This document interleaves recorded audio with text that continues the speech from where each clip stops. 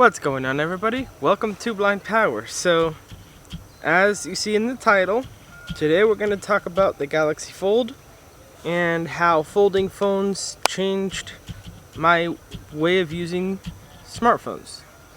Of course, due to certain apps and the fact that I'm a developer, I have an iPhone 11 Pro Max and a Galaxy Fold.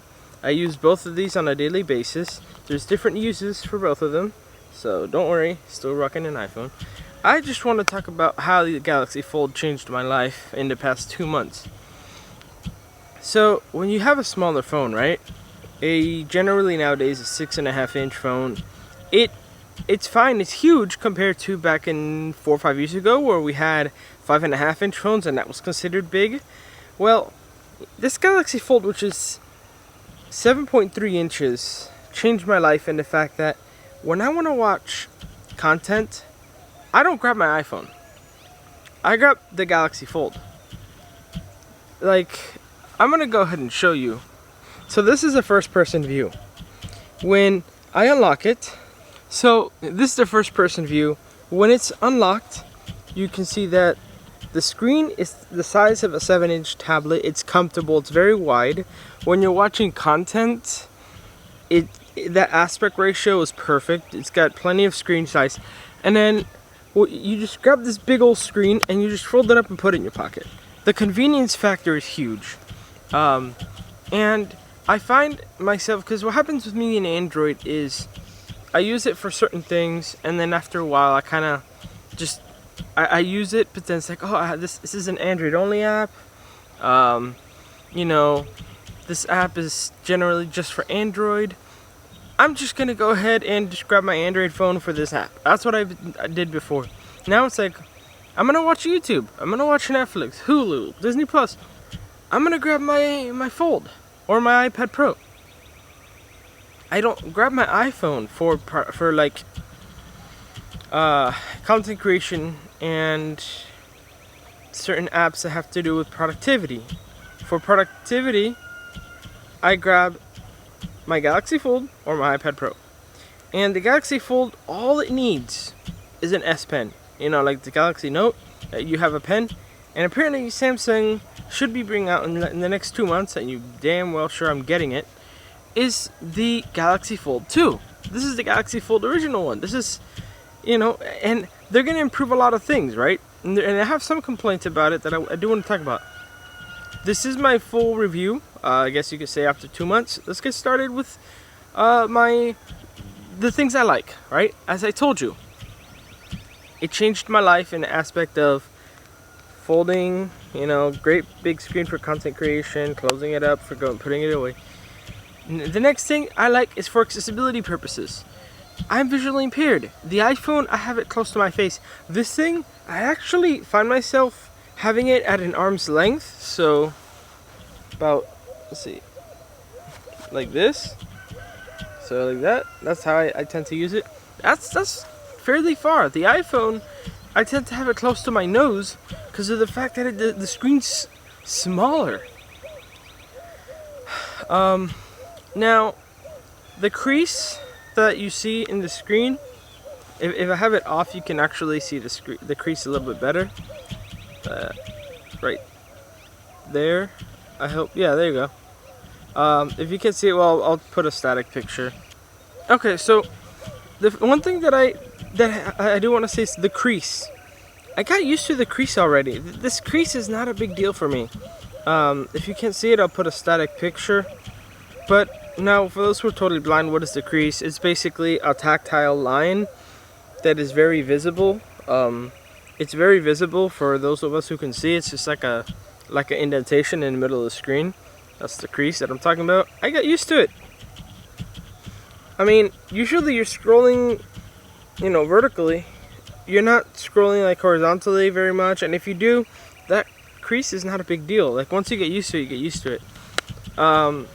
It's not, I don't find it to be a big deal, the crease on the phone. The next thing that I want to say that is kind of something that I've enjoyed is the battery life on this phone, even when it's in tablet form, is huge. it can get all day battery life with this just fine. Now, the small screen on the front, believe it or not, is awesome because certain things like audio detection, like just dictating your text, like it's a 3.5-inch screen. That's enough for, you know, dictating text messages, you know, opening up Samsung Pay or Google Pay, just checking your bank statement. Like for basic stuff, that's fine. And then when it's time to you know, consume your content, when you're gonna be like, you're sitting at a waiting room or something, and you're like, all right, I'm gonna dive in. You open it up, and you're diving into a tablet content, right? That's insane. So, you know, that's cool, right? You just dive in, and then when you want the whole quick do something, this front screen is completely one-handed. Like, I don't have the biggest hands in the world, and I can reach just about almost every part of the screen. The screen is a perfect size. So, that's awesome. Now, the other thing that I want to say is this case. It comes with a carbon fiber case, and let's just say that I now, thanks to that phone, I now got carbon fiber on my iPhone 11 Pro Max with a case.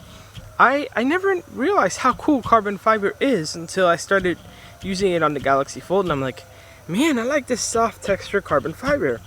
For those who you know, who want to know the texture, it's very soft. Imagine like a leather, like a very plastic. It's not plastic. It's like a very soft feel, almost like leather, but it's not quite there. It's got little lines on it too, very small lines that create like this interesting pattern. Carbon fiber was originated from race cars, so you would be able to you know, you would see race cars with carbon fiber. There's cars that are carbon fiber wrapped. Carbon fiber is an interesting texture.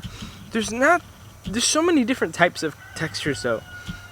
You got to be aware. There's a company called Latercase, which is where I got the one for my iPhone 11 Pro Max, or Pitaka. Those are the two companies that have the best carbon fiber cases.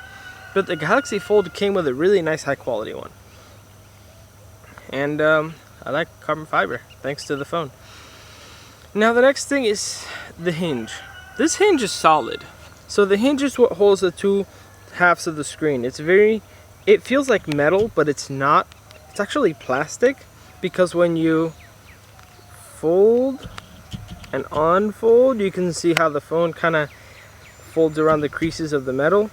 I have a few scratches on the metal now. I don't know how they got there, but wear and tear, I guess. You know, you use it, it's gonna scratch. Especially, I haven't dropped this phone, and the one time I did, I had a weird screen glitch, but then it kind of went away after a couple hours. The screen glitch was at the top right of my screen. So I was the point I was browsing on Amazon. So at the point I was browsing on Amazon, and I would get like a weird there was a button on the top right, the search button, or the cart button, and they would just click it automatically. I'm like, why is it going to the cart?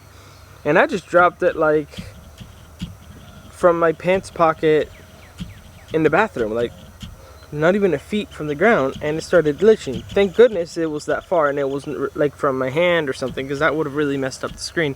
So this phone is quite fragile. But you know, I don't know if that's a pro or con. I mean, this is the first of its kind, right? There's others that are around there, but any folding phone right now is the first of its kind. The only phone that has been in iteration indirectly is the Z Flip from Samsung, and that's because they learned from the Galaxy Fold, and they improved the hinge, and I'm guessing the same hinge technology will be going to the new Fold 2, as well as the screen. They said it's a glass stick combination, so plastic and glass, and the Galaxy Fold is only plastic. It's very fragile. But I haven't minded that. You know, I'm very gentle with it. If I go somewhere, like when I'm skateboarding, I'm not gonna take my Fold, because if I fall on it, I know it's gonna break. There's a gap between the two screens, and that's fine. But you know, the phone changed the way I use it. Now, the cons.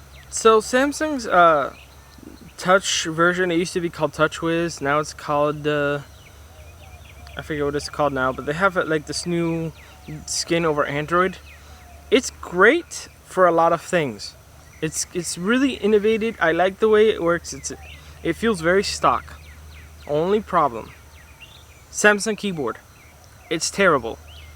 When you use Zoom, it starts glitching. It wants to stay zoomed on the keyboard if you triple tap on the keyboard, and then you have to like reboot the phone to like fix the keyboard glitch with Zoom. I hope they fix that soon. And here's the bad things that I always didn't like about Samsung: software updates. It's like they don't care about software updates. They're like, oh yeah, it's not important. It's like if software updates aren't important and they just say, oh, it's fine, you know, you don't need this update. And I think they're so wrong. They've gotten better, but I feel like they're still playing that cold shoulder, like, no, we're going to update whenever we want, and then we're going to hand it off to the carriers so that some lazy idiot can update it when they want. That's not right, man. See, I knew that going into the Fold. The Android 10, I went from Android 10 to Android 9 when I got this phone. And I was willing to make the sacrifice. But knowing that Android 10 is not even on the list to be upgraded, because then Samsung releases an update, but then AT&T has to release it, and then why do you put it on the carriers? Just release the update and stop waiting for the carriers. The carriers in this point, they're just sitting pawns there, just taking, you know, oh yeah, you want the phone, go through us. That's all the carriers do. You want to put the software through the carriers too? That's a mistake. That's something I've always criticized about Samsung. However, it's a good phone, you know. Android's stable. It's at a very stable point. So Android 9 and 10, there's some differences in user interface. Like, you know, you get the little pills for swiping to the up and down, like iPhone gestures for Android. I miss those gestures. The 3-finger button thing, I don't care. I mean, I already got used to the swipe gestures with the Pixel, and now I have to get used to the old school gestures again. Fine, but the screen is so big, and you're taking up so much of the screen real estate with those 3 buttons. Keep in mind, these are petty gripes. The phone's a great phone. I just don't like how there's certain software things that need to be fixed, but that's fine, right? So overall, the Galaxy Fold has changed the way I use phones. Now, what I want for the Galaxy Fold 2, a more durable screen, probably a bigger front screen. It would be nice to have at least a 5.5-inch front screen, even though this screen is nice because you can do things one-handed. However, it would be cool to be able to use most of the day the phone without having to open it, and then when you want a tablet, you open it. It's not like when you really need to do something important, you have to open up the phone. But it's good and bad, right? It's like, I want the tablet, but when I want a big screen, I need a big screen. Like, there's times where I'm like, I don't want to flip up the phone. Like, I feel weird opening it up in the middle of the street. Like, I don't want to bring attention to myself, so I'll use the iPhone because it looks more normal. This phone would look normal if we could just use the front screen for like certain tasks. This screen is tall and narrow. It's great for like quick things, checking your statements, phone calls, of course, going and dictating your own text messages. That's fine. But when you want to like type an email, send a text like with actual keyboard, check Twitter, Facebook, Instagram, TikTok, whatever, you have to open up the screen. And the whole point of folding phones should be that the tablet should be okay, it's there when I need it. It's not like, okay, I need it now because that front screen is too small for these tasks. But it's a great phone. I enjoy this phone. The price is absurd, but I get why. You know, this is a new technology, and you pay a premium, $1,900. 18 to $1,900 is the price. You know what? Fine. I'm willing to pay that, and I did because of the fact that it's a good phone. If I would be able to get this phone for $900, then I'm pretty sure Samsung would be at a loss. And we want Samsung to keep building these phones and making them better. Some people say folding phones are stupid. They're not. In my opinion, folding phones, they may not be the future. But you know what? They're going to be what will help innovate to something in the future. Sometimes people feel like this is useless, this is stupid, take it out of my face. And I feel like that's the wrong way to look at it. The Galaxy Fold is an innovation that, right now it's the Galaxy Fold, right now it's the Z Flip, the two folding phones that Samsung has. But what about eventually when you don't need a watch? Your phone wraps around your wrist, right? There's been plenty of prototypes of this. Samsung did this when they announced their OLED technology in 2011. I'll post some kind of picture of it in front. Samsung did this, and guess what? 8 years later, they came up with a Fold. So 8 years later, Samsung came up with the Fold because they've been working on OLED technology for years. And why did you need those curving corners for the S6 Edge? Remember that phone? The very curved corners. They were testing the limits of OLED. They were testing to see how can we bend the screen, and it all started. They started bending a little bit with the corners, and then you have and then you started seeing all the phones, S7, S8. The S7 had the curved corners, all of them until the S9, when the form factor started a little less curvature, and then S10s are completely tapered off, normal. That's because they needed to test out the OLED technology and their screen technology to get to the point where we are now with the folding phones. We didn't just come up with this from one day. No, this has been 9 years in the making. Technically 8, because when they released it, it was early 2019. So that's kind of my review slash folding phone opinion. I hope you guys enjoyed this video. Comment, rate, subscribe, and I'll see you in the next video. Goodbye. Hit the subscribe button and remember to enable the notification bell to get all notifications of Blind Power uploads. Hope you guys enjoyed this video. Thanks for watching.